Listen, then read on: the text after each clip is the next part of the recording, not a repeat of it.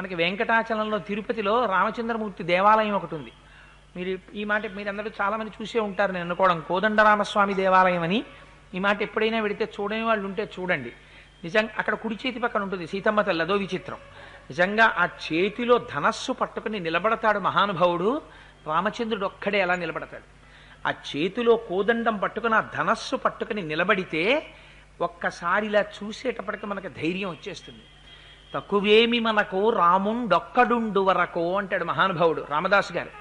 మనకి తక్కువేమిట్రా, రాముడు ఒక్కడున్నాడు చాలు, ఎంతమందినైనా మట్టు పెట్టేస్తాడు. అలాంటి రాముడు నాచెంతనుండగా తక్కువేమి మనకు రాముండొక్కడుండు వరకు. అలా సర్వకాలముల యందు కోదండం పట్టుకుని ఉంటాడు. ఆ రాముడు చేతిలో ధనస్సు పట్టుకుని, లక్ష్మణుడు ధనస్సు పట్టుకుని, ముందు విశ్వామిత్రుడు నడుస్తుంటే వెనక ఇద్దరు పిల్లలకి ఎన్నేళ్ళు? ఊనషోడశ వర్షోమే రామో రాజీవలోచన నయుద్ధ యోగ్యతాం మస్య పశ్యామి సహరాక్షసై అని తల కొట్టుకున్నాడు పాపం దశరథ మహారాజు గారు. అయ్యో నా బిడ్డలకి ఇంకా 12 ఏళ్ళు లేవయ్యా అన్నాడు.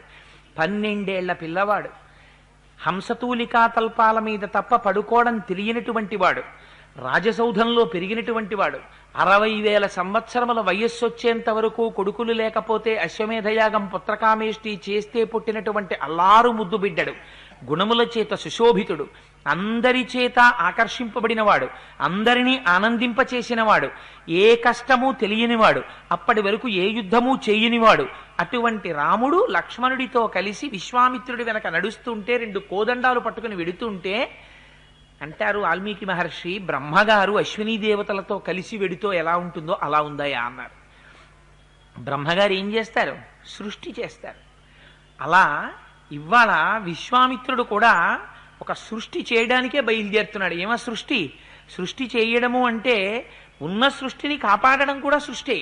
అందుకని ఈ సృష్టిని కాపాడడానికి రాక్షసుల్ని దునుమాడవలసినటువంటి సమయం ఆసన్నమైంది. తాటకని మారీచ సుబాహుల్ని తీసుకుని బయలుదేరుతున్నాడు. అందుకని ఈ అశ్వినీ దేవతలు లోకానికి వైద్యం చేస్తారు. ఇప్పుడు వైద్యం చెయ్యవలసినటువంటి అవసరం ఆసన్నమైంది. ఎందుకని? వ్రణం పుట్టింది లోకానికి. ఎవరా వ్రణం? అదే మారీచ సుబాహులు, తాటక.